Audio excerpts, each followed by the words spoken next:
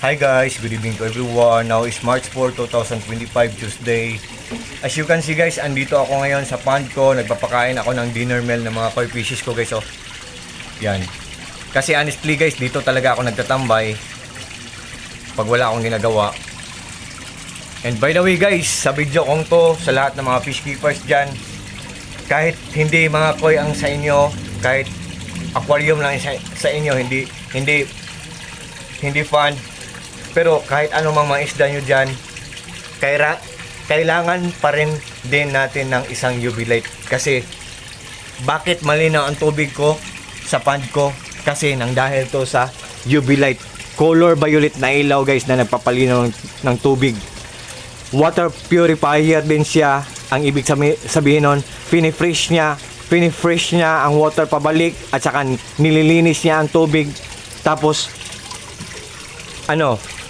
binabaan niya dyan.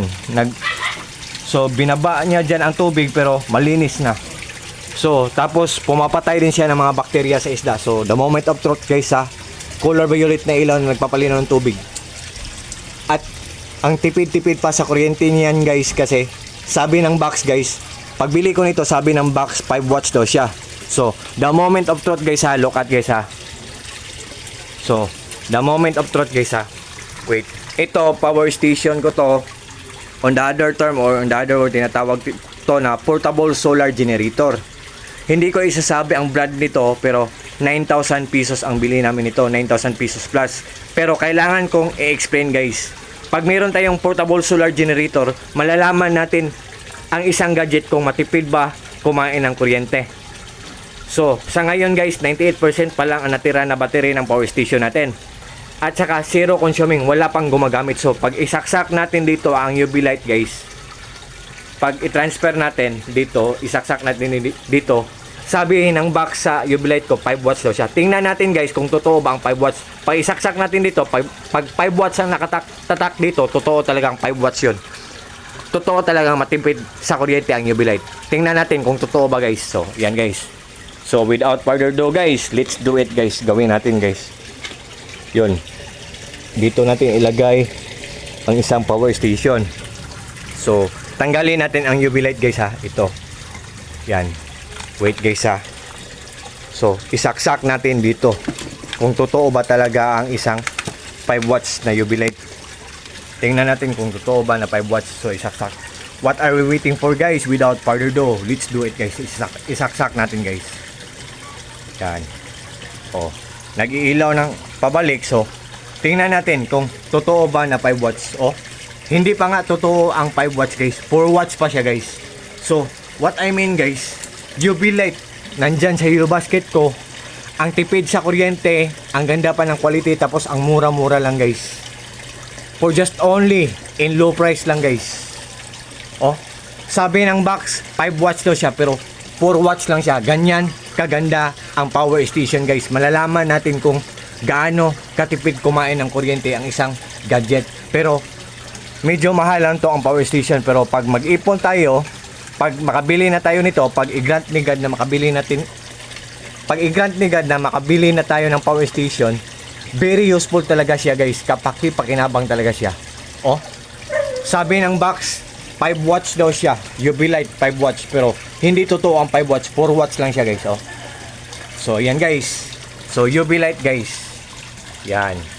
Color violet na ilaw na nagpapalinaw ng tubig at pumapatay ng bakterya. At pinefresh niya ang water pabalik. At ito ang pond ko guys. Oh yan. Maliit lang, simple lang. So yan guys. So, yan.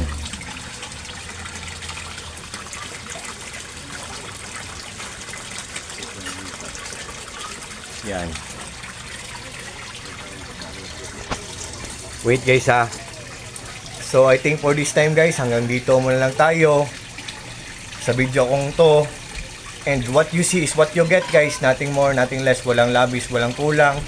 Believe me or not guys, sa maniwala kayo or sa hindi. Sabi pa nga ng box, 5 watts daw siya, pero sa totoo hindi siya 5 watts, 4 watts lang siya. So Meaning to say guys, what I mean guys, ang ganda pa ng quality, matipid pa sa kuryente, mura lang, affordable lang at hindi kamahalan. So, sa lahat ng mga fish keepers dyan, kahit hindi pa mga koi sa inyo, kahit aquarium na sa inyo, kahit hindi pond sa inyo, or kahit mga ibang isda ang nasa pond nyo, kailangan pa rin din natin ng UV light guys. So, yan guys. So, sa mga naghahanap dyan, sa mga fish keepers dyan, sa lahat ng mga naghahanap ng UV light dyan, I think ito na ang kasagutan guys. I think isali nyo sa inyong listahan ang product ko sa Yellow Basket ko, ang product ko sa link ko. And one more thing guys ha, ang mga koi fishes pala guys ay mga stress relievers, dandahan nila or gradually nilang kinukuha ang mga stress natin. At the same time, fortune din sila or lucky charm din sila. Nagbibigay din sila ng swerte sa atin. Yan guys. Yan guys. So, UV light guys ha.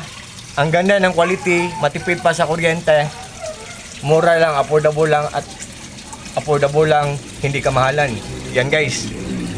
To cut the long story short guys, just trust me, just click my link or just click my Yellow Basket and just try. Subukan nyo lang guys.